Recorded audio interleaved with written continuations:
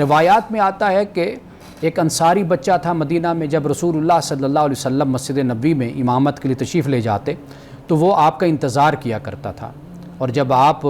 مدینہ کی گلی میں نظر آتے کہ آپ مسجد نبوی کی طرف جا رہے ہیں تو وہ پھر آپ کے پیچھے پیچھے آپ کے ساتھ آتا، اور جب آپ مسجد نبوی میں داخل ہو جاتے تو وہ آپ کے جوتے نالین مبارک کو اٹھاتا اور ان کو صاف کرتا، جھاڑتا اور پھر رکھ لیتا،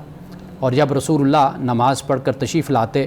تو وہ پھر ایک نالین آپ کا ایک جوتا وہ دائیں طرف پیش کرتا، آپ اس کو پہنتے، پھر اس کے بعد بایاں پیش کرتا تو پھر آپ اس کو پہنا کرتے، یعنی رسول اللہ صلی اللہ علیہ وسلم کی خدمت کے لیے وہ بچہ پیش ہوتا۔ تو رسول اللہ صلی اللہ علیہ وسلم اس کو بڑا پیار فرماتے تھے،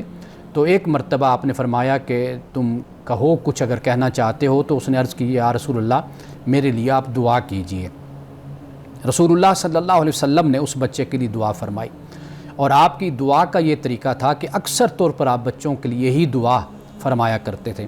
آپ نے فرمایا کہ اے اللہ اسے دنیا اور آخرت کی تمام خوشیاں عطا فرما۔